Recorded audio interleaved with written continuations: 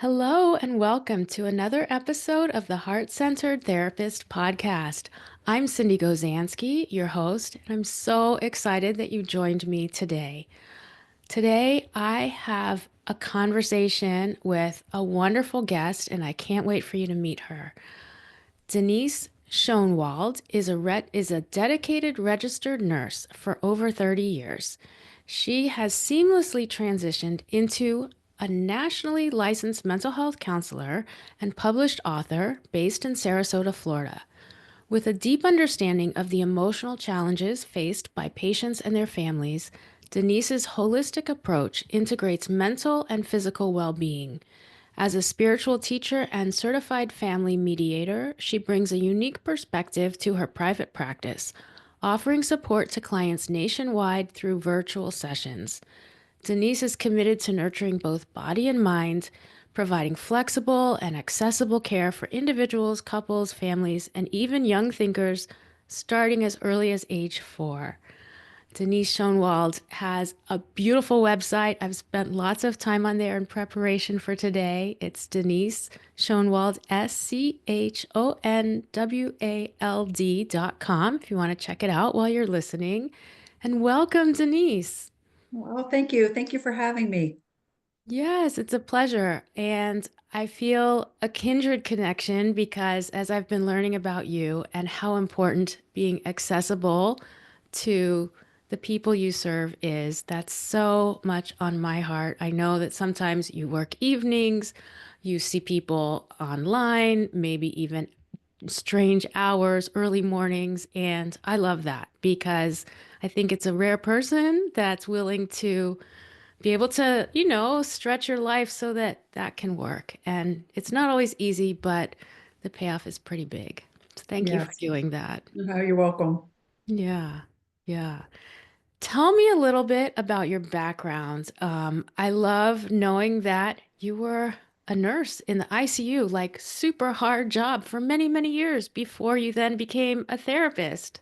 Yes. And I absolutely loved critical care nursing. It was, just a passion of mine. And not only did we work with very, very sick patients, but also got to work very closely with the families.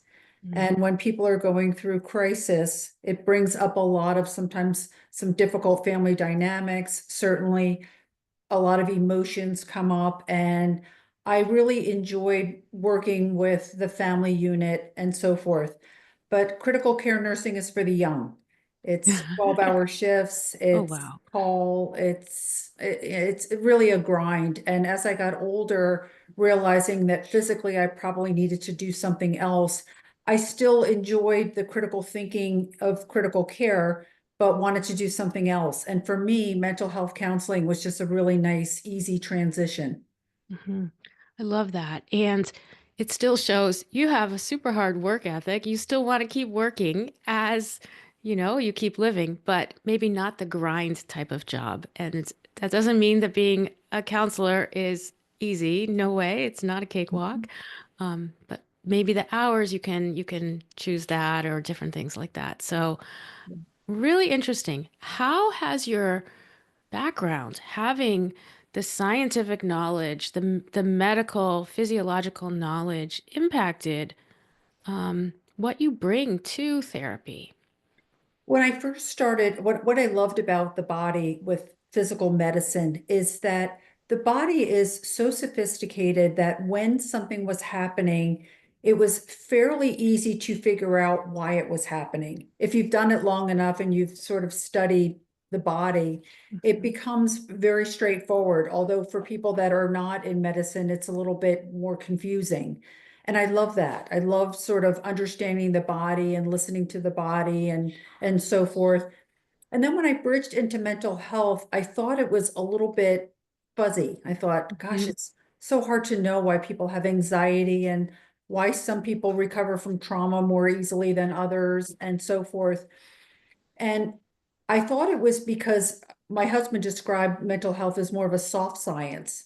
And I thought, well, That's, I guess, yeah, okay. But as I really started to learn about mental health and learn about the energies in the body, we actually, when somebody becomes physically ill, that actually starts in the nervous system, sort of on the mental health realm. And Mm. so once I learned sort of combine both of my expertises into one, it really has helped me help people, obtain optimal mental health. Yeah, beautiful. So true, isn't it? That there is this fuzziness. I love that word, which Hmm. is very accurate. And yet the connection, the body mind connection starts to clear away some of the fuzziness because then you start to see, oh, the thoughts are coming when, or the anxiety is coming when, or the somatic response is coming when. And we start to see those connections and it then maybe has way more of a pattern to it. Yes, and certain emotions are sort of processed in different parts of the body. Mhm. And so once I understood that, I did a lot of work understanding energy, sort of the emotional energy of the body. I learned that eventually it'll manifest physically. Yeah. And so now I've learned to, once I learn about people's medical or physical health, I've learned exactly what emotions are contributing to that. Hmm.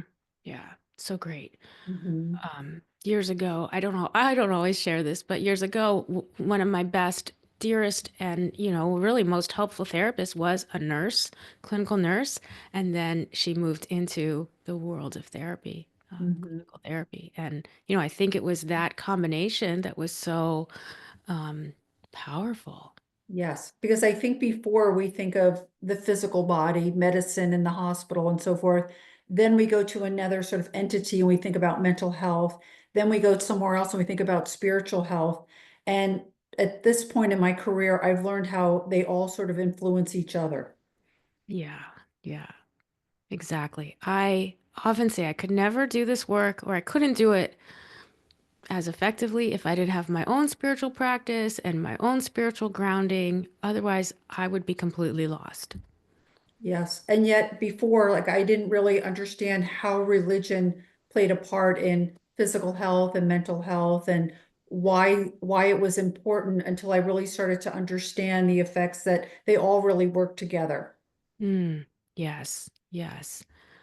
Well, I just want to jump ahead for a second because you are so kind and generous to send me one of your books. And so, listeners, Denise has several books. You can see them on her website. And this is one for those of you who are looking online. It's Insightful Self Therapy and Increasing Your Awareness about Mental Health and How to Live a Happier Life. I've started it. It's so cool. And I love that you've described it as almost like it could almost be like a devotional where you just read a Mhm. chapter or two each day. And so that's kind of, well, I mean, I skipped ahead, but that's kind of how I started looking at it. It would be Yes. so great for your clients. It's also really great for yourself. And I love the actionable exercises and tips you put in it. But I've got to say, like, who doesn't need some kind of daily practice? You don't have to call it a Mhm. devotional, but almost all of the whether it's a 12-step program or a women's group or a spiritual practice, there's some kind of daily thing. Yes. And what I've decided when I write is I write very short books because Hmm. what I want readers to do is when they finish it, want more, want to learn more. Hmm. And many times I'll get a book and it's so overwhelming. It's 200 something pages. And I get so overwhelmed that I tend to not finish it. With insightful self-therapy, I took a bunch of topics that a lot of people ask me about, and I wanted to just do it again in bite-sized pieces, just read a little bit of it and hopefully want to learn more. Yeah, Sort of yeah, a reference exactly. book. Right. And then people could seek you out for additional services because they like how you talk about that subject. It's just, I think it's so helpful, especially for clients who are trying to understand what does it mean about communication as a couple, or what does self-worth and self-esteem mean in Hmm. my life today, or situational depression versus regular depression. Hmm. Anxiety and stress, overeating, spirituality, mental health. Oh, the quiz at the very beginning is great. Yes, that's on my website too. So a lot of Oh, people will go in and do that. And then that comes to me via email and we can correspond that way. Yeah. And she has great quotes in it, and the forgiveness chapters are beautiful. So we're just going to have so much fun on this conversation. Um, so how has it been shifting from kind of like a, on fire type of job working as an ICU nurse to mental health therapist? Well, certainly being a critical care nurse is very physically demanding. It's a lot Yeah. of lifting and so forth. So as far as the physical aspect, now I sit in a chair.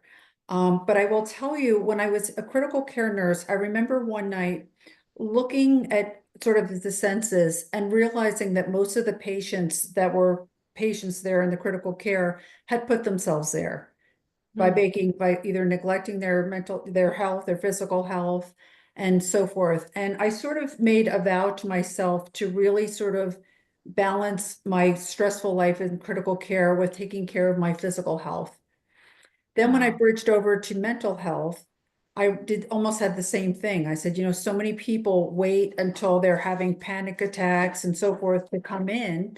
And I realized that, it's really important for me as well as clients to maintain my own mental health. So with both of my licenses and both of my careers, I have really tried to do a really good job of incorporating balance. So as Mhm. hard as I work, I do a lot of things to sort of restore. I meditate. I'm very athletic, so I make time for that too, because I'm not going to be good to anybody if I don't really start by taking care of myself. Yeah, that's so true. And it's really the hardest thing to do, It is. for people in the helping professions, especially helping professions, first responders, because we give, give, give. Mhm. Yes, and we don't realize that the people that we're helping are pulling energy from us because they're sick. They're either physically sick, mentally sick, they're going through a trauma. And although we're helping, they're also taking a lot of our own energy from us. Hmm. And so we also have our own problems. And so then when we get home, a lot of times we're really drained. And many times we don't make time to sort of, again, fill our own cups, which is so Yes. important. Yeah. Yeah. It's it's refreshing to hear another therapist say that. And even though we can read the memes on social media and talk to our friends, but when somebody else who's in our same profession tells us it's that important, like Mhm. that's kind of a wake up. It really is. And to go to somebody that's telling you really good advice, but not practicing it, I felt was also disingenuous, and I didn't want to do that. Mm. So when I tell people that, this is what I recommend, I also remind them that I do that too. And I understand the hustle and bustle of life and the stress of families and relationships, but it's so important that you take time to sort of nurture the body and the mind and the spirit. Yeah. I love the self-disclosure piece in the sense that it's, what you do kind of like as a way to model. I think Mhm. self-disclosure, maybe like we shouldn't even call it that because that gets such a bad rap, the way the universities are teaching the students, don't say anything and, like don't go out of the box. And I really believe sometimes when we can be a little bit more human in the room with our clients, the connection is that much stronger.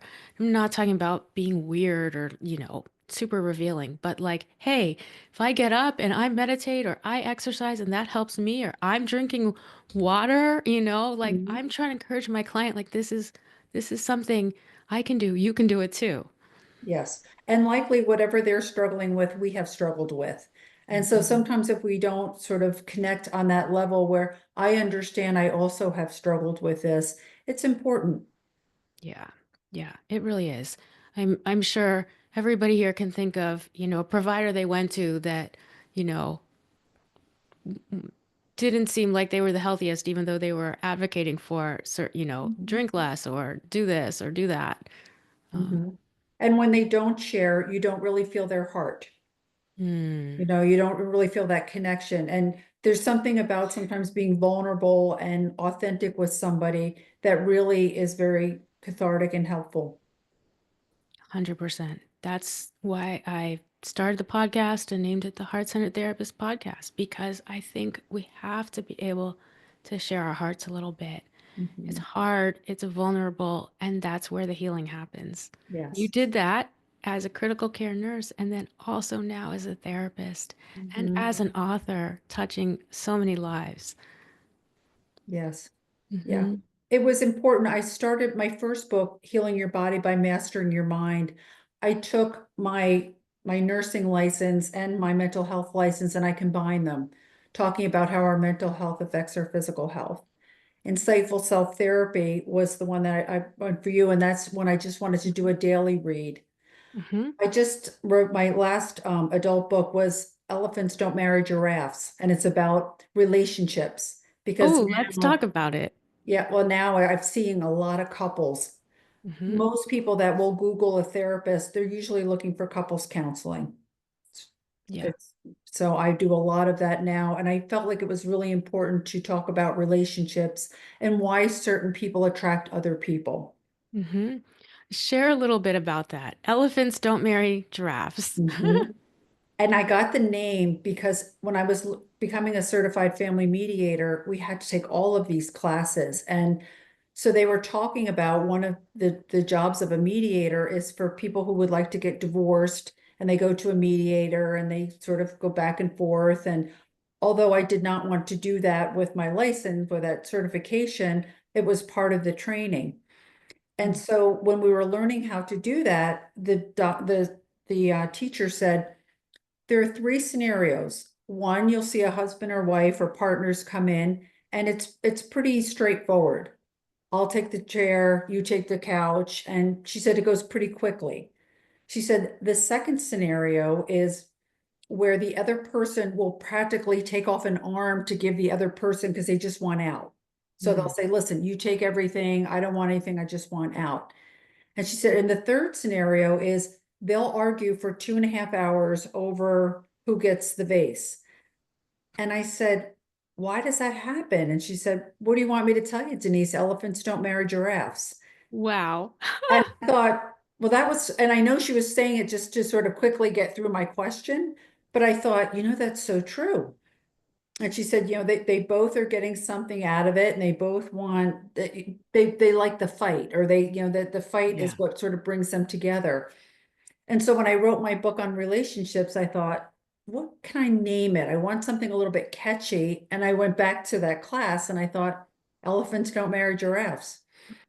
That's great. Gave me goosebumps. That's so Mhm. cool. Yes. Mhm. So, I'm a couples therapist too, and I think we both kind of came into it not really planning to be, and then next thing you know, there's so many couples who really need help. And I also believe spiritually, it's very important to help couples because it helps the family, the kids, Mhm. the community, and it's really, really big on my heart. So.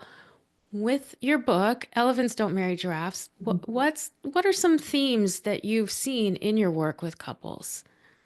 I guess one of the biggest things that I noticed is a lot of times when we don't take care of our own mental health and manage our stress, what happens when we're with a partner is we tend to attach at a very low energetic vibrational level.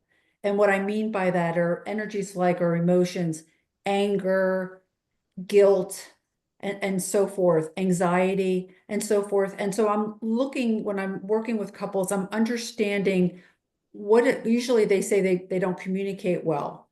And then I'll say, well, what does that look like? And they say, well, we bicker and we argue constantly. So I know that in their nervous system, both of them are very low. They have a low vibrational energy, and that's Mm. how they're attaching to each other. Mm, It's okay. hard for couples to be happy, fairly happy and healthy when they themselves are very unhappy. Yeah. And so I have found people who have personality disorders will tend to partner with somebody else who also has a personality disorder.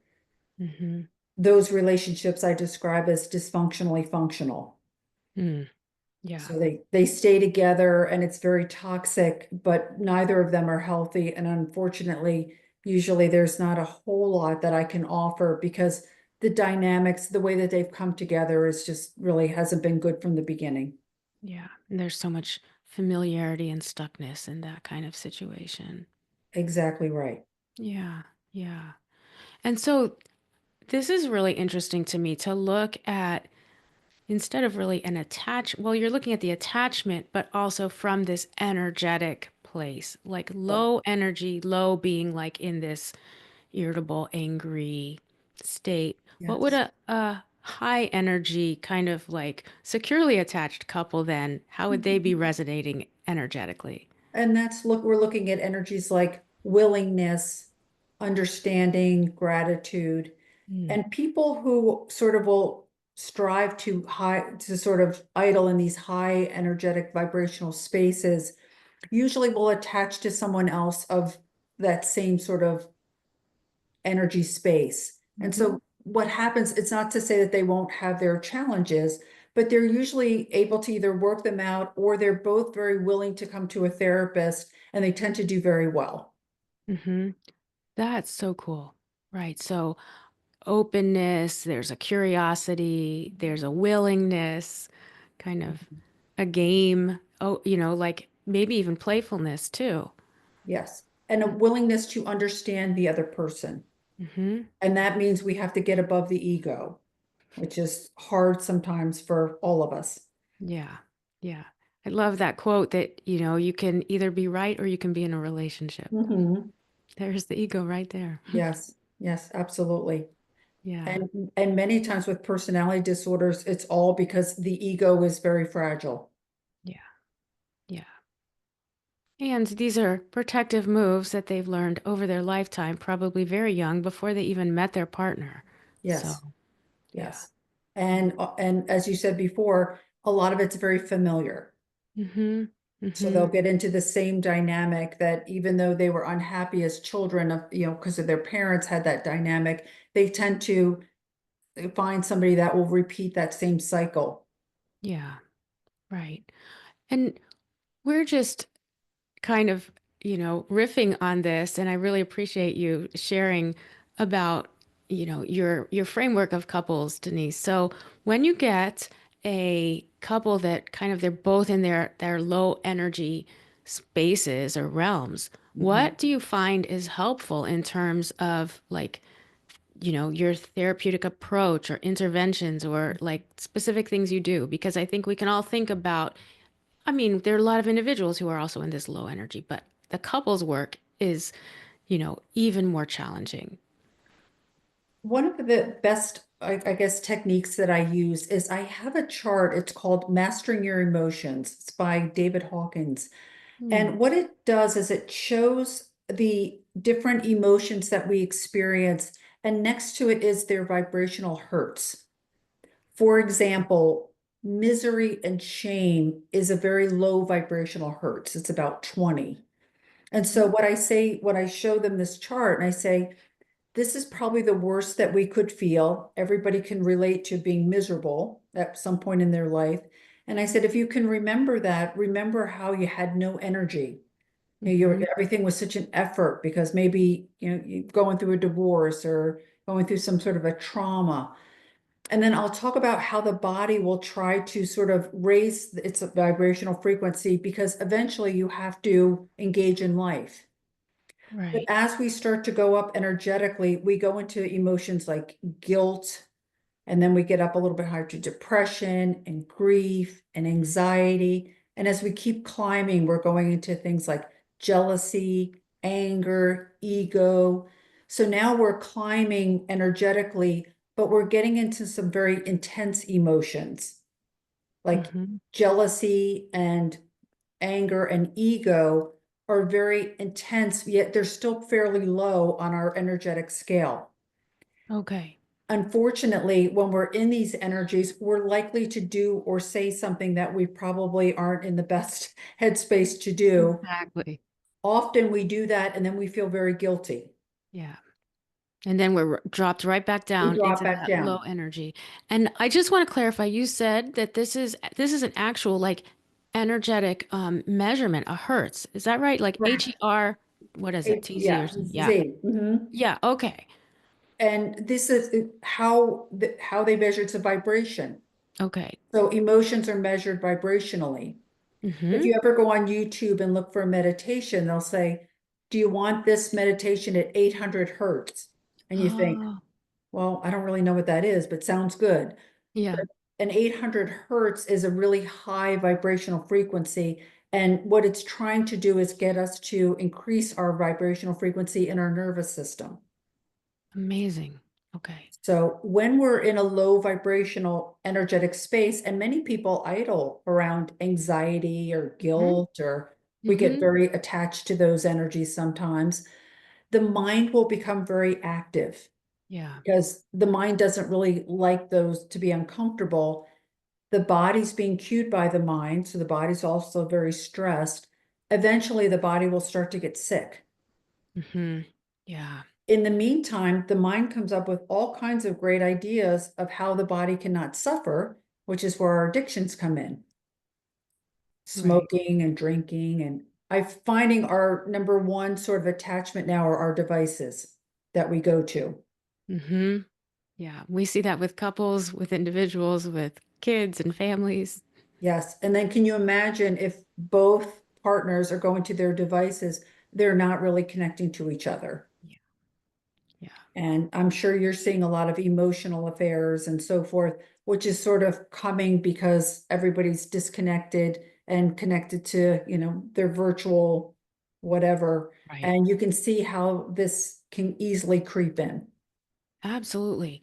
And this is fascinating to me with the um, energetic vibrational scale. And so I imagine even like we're talking about connection. Connection must be much higher up in terms of like a higher energy than Mhm. feeling something like shame, right? I think about, an addiction and being in that place of shame is such a low energy and you're Yes, so disconnected from yourself and from others. It's by the nature of it. Uh, yes, yes.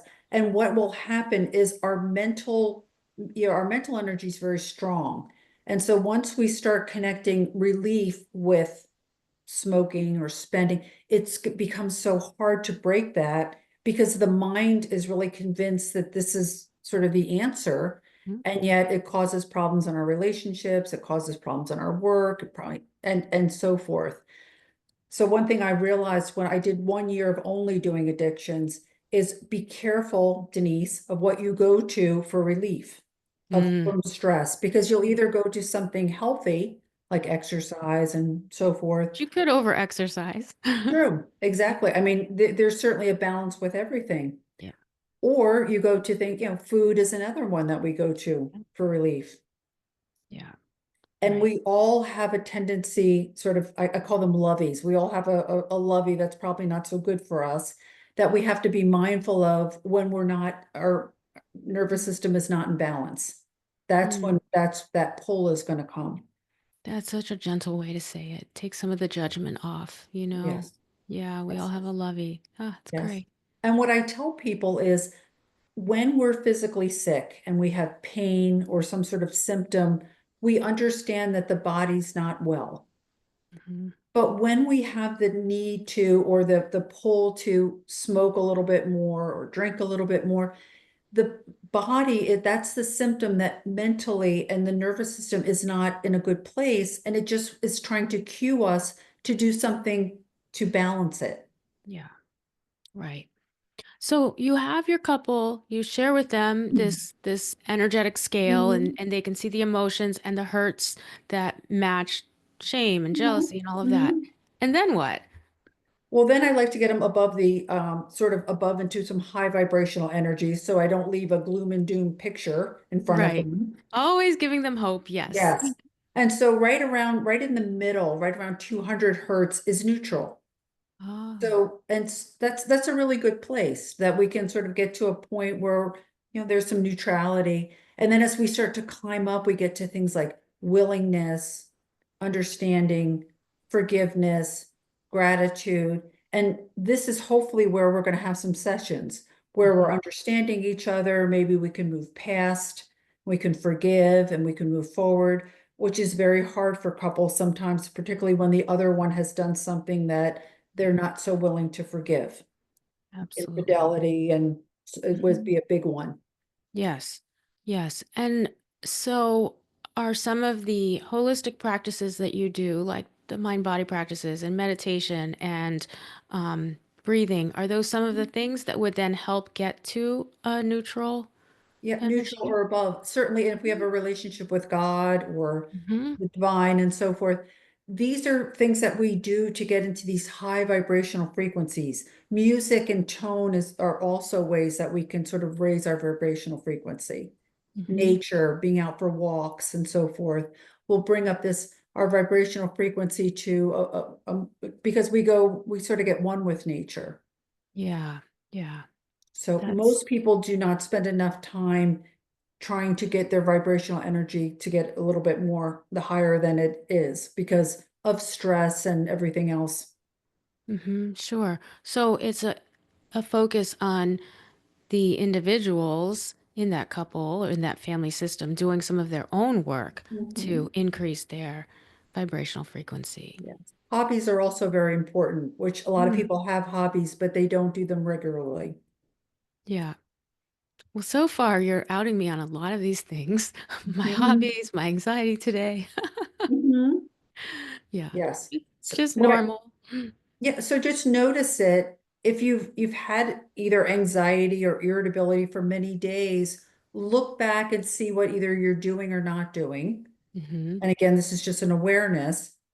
If it's something that's sort of coming and going, a lot of times we just have to we have to pause and just say, is this reasonable or not? Yeah. We have to get sort of above the thinking mind. Right. Right. Can really see how you bring your understanding of the body and the nervous system into the realm of mental health. Hmm. Yeah. Yes. I mean, I think a lot of people don't realize of the connection. But Hmm. when the body gets physically ill, the nervous system has been out of balance for a long time. Yeah. Yeah. Right. And we go through life so unaware, and the devices don't help and all of that. So the ways that we can try to become more present, whether it's reading something, even a chapter in the morning, or finding a way to connect with, like you said, spiritual, higher power, or with nature, or, something that's going to take you out of that ruminating place. Yes. And ruminating is something that we do so that we don't, because we don't want to feel. Hmm. So we start to try to figure things out and so forth. What we don't realize about our devices is it's almost, I sort of equate that to junk food. Mm, It pulls a lot of energy. It keeps us in that low vibrational space, and it really doesn't do much for us. Certainly, that's how we connect. So I'm not saying don't do it. right. It's just, again, be mindful of it. Not saying don't eat junk food. It's just don't eat it all day, every day. Yeah, exactly. Just what you were saying with exercise. It's good to exercise, but not so much, not too Yeah, much. right. Is that chart, did you say David Hawkins, is that Mhm, available mhm. online? Could we link to that in the Yes, show notes? yes. Called Mastering Your Amazing. Emotions. Okay, cool. We'll definitely do that because I think that's really interesting and will lend a new perspective for many of my listeners. Mhm. Yeah, that's cool. It's also a really nice visual because sometimes, and if you're not sure where you are on the scale, look at how you're behaving. Mm-hmm. If you're very irritable, if you're rushing around, likely you're below the orange line. Mm, If you're getting ready to send off that fiery email, you're likely around anger, which is mm, not a good, even if you're right with what you're sort of upset about, it's not going to be well received because you're not in a good energetic space. yeah, Wait yeah. till you can get some neutrality and say, listen, these are some concerns. I just want to get some understanding. It's going to be hopefully more better received than, sort of letting somebody have it. Mm-hmm. Right. Yeah.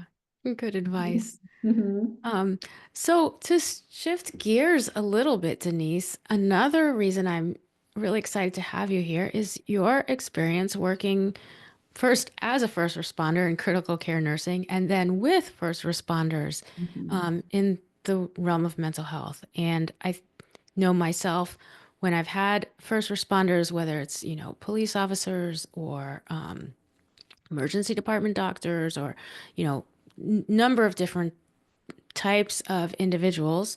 Sometimes I have to seek outside consultation because I haven't had as much direct experience as somebody else who Mhm. might specialize in that. Mhm.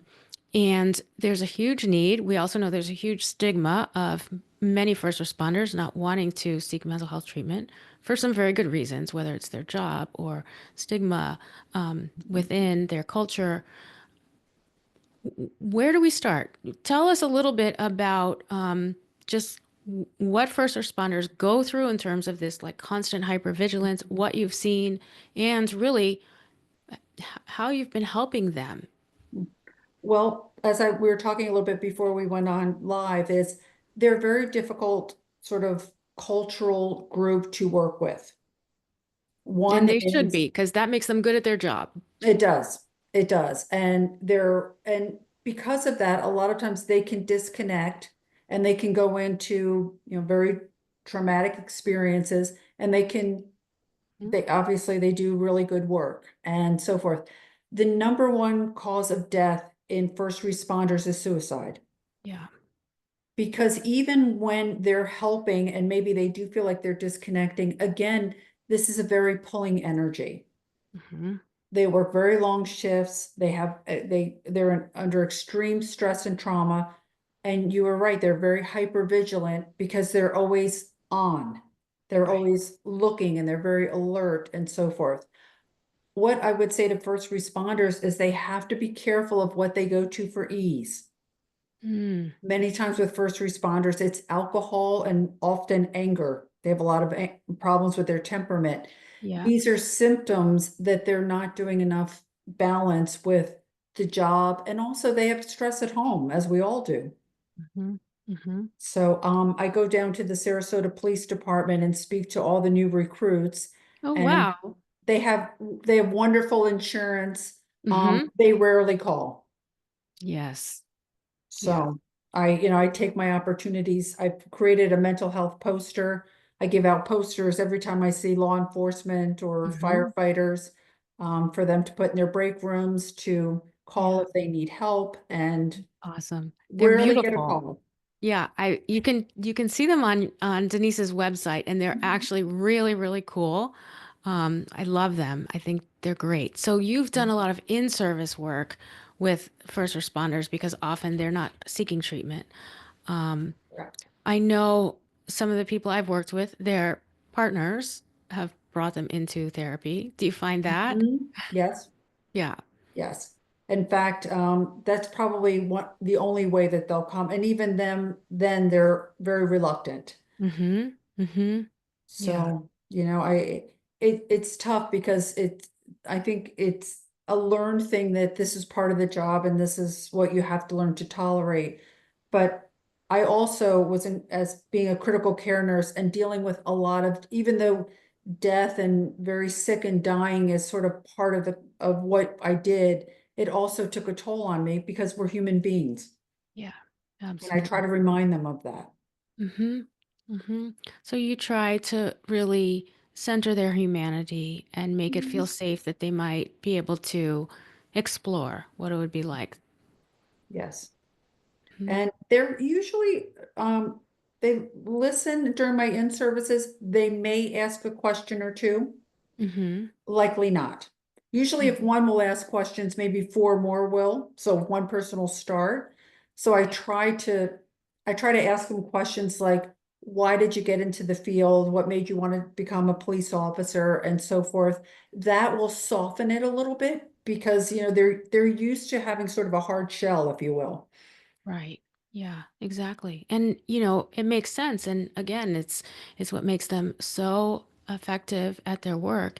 And imagine, right, whether it's in, medicine or police work or fire work or whatever, right? There's no break. You're just going, going, going from one crisis to another. Your alarm system is just amped up all the way up here all the time. And then you're supposed to go home to your family and be nice to your partner and your kids. It's got to be really confusing. Yes, nor can they really talk about it. Hmm. They can't really go home and tell their partner of maybe a dangerous situation that they were in. So a lot of it, that, their camaraderie with each other is very important. But at times I feel like they could use somebody like a therapist to sort of process some of these difficult situations with. Right, right. Um, what have you found helpful when you're working with a couple where one or both is a first responder in terms of like your approach or like specific things that maybe are unique to them that you don't see in other couples? Well, a lot of when I do an intake, when I'm first meeting them, I'm understanding their hobbies. I'm understanding a lot of the dynamics. Are they a religious family? And so what I'm trying to, once I understand what's sort of going on, is I'm looking to what they could do maybe together to bring that vibrational frequency up. So if they're a Mhm. religious family, maybe they could do a little bit more in the church or the synagogue or wherever they're active. If they have hobbies, like they both like to work out, maybe they could schedule some time to work out together. Yeah, Sleep is really hard for them because they work all kinds of hours and so forth. And so it's important that they get sleep, because that's one of the things that will cause a lot of irritability, is if they're not getting enough yeah, sleep. right, right. And So, I mean, that even it brings up like in some ways some of the difference their work schedule can even impact that family dynamic in their relationships because you can imagine so many times, right? Like one of the partners complains, "Oh, they're sleeping or they're just like moping around on the mhm, couch," but actually they need that. And yes. perhaps shifting that perspective can be so helpful. So Mhm, that's unique too, like looking at the schedule difference, the level of stress, the importance of shared activities. And again, that's a time thing too. yes, particularly, when we have children involved and there's a lot of activities. And one of the things that I found with many couples is they have the kids in too many activities. Hmm. Yeah, they're going from dance to karate to this to that. And I understand all of that, but it gets to the point where it's really, really taxing on, driving, and they're not eating well. They're, going through the drive-through, and it's just, Yeah. I think we need to simplify. I think it would make it life a lot easier, but it's hard to convince people of sometimes. Right.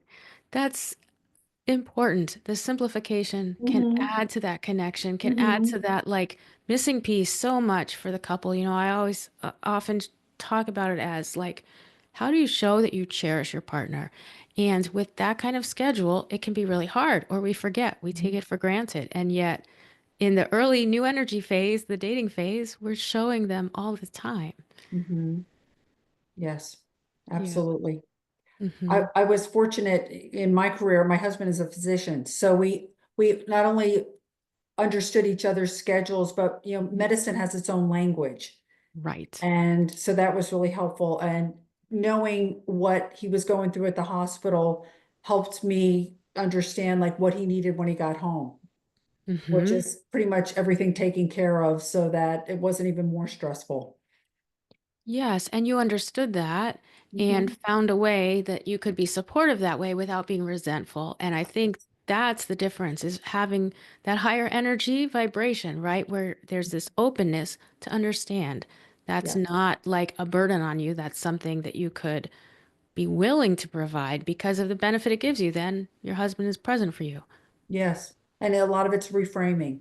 Hmm. Do I want to think about this in a low vibe, bitterness and resentment, or do I Right. want to understand and be grateful and figure out different ways that we can both get what we want, which takes, Yeah. got to be creative with that. Right. Exactly. And, it comes down to what we're talking about too. How do you have like a spiritual um, foundation where that's the type of person you want to be? Do you want to be a resentful person, or do you want to be a person that can see the good or can find that way to have gratitude and appreciation and maybe do the extra thing? Mhm. Yeah. It's true. And sometimes we don't stay still enough to sort of understand about where we are, and not only where we are, but how we're affecting other people. Mhm. If we're low vibration, or we're pulling energy from other people because all we're doing is thinking about ourselves. Right. We're higher vibrational, we're pushing energy out and people are feeling our love and our godliness, I would say. Yeah. Think of those people you love being around. They're Mhm. high vibrational. Mhm. Yeah. So true. Yeah, and we can't give what we don't have. So if Hmm. if we're in a bad place where we don't have anything to give, which is why all we do is think about ourselves. Yeah. It's a vicious cycle. And Can be if we're it not can be. mindful of it. Yeah. And find whatever support, to those of you who are listening. I mean, maybe it's supervision, maybe it's therapy, maybe it's, just somebody that you can really trust in your community. Um, Mhm. Mhm. Maybe a pastor or a mentor, or, mhm. I mean, there's all kinds. Exactly. Fortunately, a lot of the insurances now are doing a really nice job of covering mental health, Hmm. it's about time, and I'm really happy for that. Yes, me too. Mhm. Um, I was also thinking about the first responders, and um, years ago, I used to do some crisis work, like, crisis hotline and everything, and they were using the critical incident stress debriefing model. Is that something that's still being used? Do you know, like, No idea. okay. I have no idea. I mean, I get clients because they usually find me online or they get referred, but I Mm-hmm. don't know like what steps they go to. And Hmm. I would love to even get more involved, but again, it's sort of a little bit tough to get sort of deep into the first Right. responding The world. world. Yeah, Mhm. yeah, exactly. One thing, is I had the pleasure of listening to your podcast with, I think it was the chief of police from From Sarasota. Sarasota. Yes, and it's a great podcast, that conversation you had with him. And he was saying that they have like some kind of hotline or support system that some of the first responders could use, like after a shift, if they want to talk to somebody. It sounded like almost like an anonymous hotline or Mhm. something like that. Is that correct? Well, if he said it, I'm sure it is. I'm Yeah. not part of that. I would love to be. I will tell Yeah. you something about the chief of, I had never met him before and I was Mhm. invited down. It was right around Valentine's Day and they wanted to do something for the first responders about, Yeah. prioritizing their partners and so forth.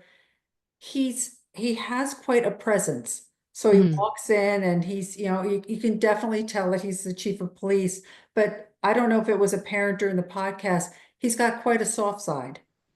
It was, he Absolutely. was talking about like bringing his wife coffee in the morning and so he has a real tender side of him, but he was not one to mess with. So he had these, so it was nice to see both sides. Yeah. And I think that's often pretty common. I think we see that, right? And he was comfortable and confident to show some of the soft side, Yeah. which is really a vulnerable move. Anyhow, maybe it wasn't through that podcast that I heard about that, but I was also thinking, Denise, we don't even have something like that for therapists, do we? No. No. No. One, my website, I give out my cell phone number for that reason, because I really want, when people make a phone call, for them to get me. And if I'm not available, for me to call them back. Hmm. Because to go through somebody else, I really felt like I needed to be the one to sort of understand what the problem was and decide what I needed to do right then. Yeah, yeah. Well, So. that's great. There are a few of us left Mhm. who do that. But, Mhm. I was thinking, even just when we have hard days, if we don't necessarily we can't necessarily have an appointment with our therapist, right? At the end of every day. But wouldn't that be great if there were some kind of like hotline you could just call, and there's another therapist or somebody who understands, who picks up and is like, yeah, just tell me, and on your drive home. I Mhm. think that would be a great Mhm. service. Yeah, or if we could just help each other. There's sometimes I'll Mm. call another therapist just if just want some feedback on maybe an approach or something. And I feel like that's really important. Although most therapists don't really know each other very well. Yeah. Yeah. You just hit on something so important. If we could Mhm. just call each other, if we could trust each other, not think that, oh, my colleague's going to think I'm a bad therapist because I need to call and talk about this, right? There's so Mhm. much. There's even this internal stigma we have. Mhm. Mhm. Yeah. And yet sometimes we're just sort of, again, understanding. we're willing Hmm. to hear somebody else's opinion, which is a high vibrational energetic space Mm. to be in. Mm. Yeah. Wow. I'm feeling that. I love this energy reframe and how our emotions are connected to our energy. Mhm. Fascinating. Yeah. Yes. Healing Your Body by Mastering Your Mind would be a wonderful book for people to read. Hmm. Great. Well, Denise, um, we could go on, but I think this is maybe a good place for folks to learn a little bit about you, the type of work you do, and where they can find out more about your books, the services you offer. Yes, I would love for people to visit my website. Again, it's deniseschonwald.com. Can certainly look at all the books that I have written. If you see one in particular that they like, Hmm. they can email me and I'll be happy to mail them a copy as their gift today for listening to the show. Oh my goodness, that's amazing. Um, That is so generous. mhm. Wow. Just tell me what book you like, because one time I had somebody, I just mailed them a book and that was, they were disappointed they wanted another one. So just need to Oh, decide which one you well. want and I'd be happy to send a book. Well, wouldn't it be something if all of a sudden I got a lot of downloads? I don't get that many downloads, but this is a very special offer, so Mhm. thank you. Yes, you're welcome. Yeah. Yeah. Um, what prompted you to, here I am trying to like close up, but I want to know this. What prompted you to write, to be an author? That seems like also a really big risk and move that you did. Mhm. The first book, Healing Your Body by Mastering Your Mind, it was right around COVID time. And my husband had been saying for years, you should write a book. And I kept saying, I don't know what I would write about. And so, since I had a lot of time on my hands, I thought, you know what, I'm going to write what I know about how the mental health affects physical health. Mhm. And again, it's a fairly short book. And I was also using it as I would finish up in a session to say, why don't you read this book and come back and we'll talk about it. Mhm. And it works really well to help people so they can go home and read a little bit more. Then with insightful self-therapy, I thought, I'm going to write a little bit, just a daily read. And Mhm. again, it's a short book, gave it to people and so forth. With the relationship book, same sort of understanding. And so what I've decided to do is I mean, obviously people can buy them online, but locally I give a lot of them away because all I want to do is help people understand how important mental health is and Mm. for relationships and physical health and so forth. I've written two children's books. One is new out. It's called When Mom and Dad Divorced. It's about a little Oh. boy who's stuck in the middle of his parents' very contentious divorce. And the other one Mhm. is called Getting Back to Happy. It's about a little girl who had a lot of anxiety. Mhm. Wow, Denise, that's so beautiful. You are just such a gift to the world. I really want to Thank you. acknowledge you for that, for the amazing work and support you're doing of your clients and of people you don't even know. And it's really wonderful. It's so from the heart, so heart-centered for you. And it's just been a huge pleasure for me to get to meet you and bring you to my audience today. Well, thank you. Thank you for having me.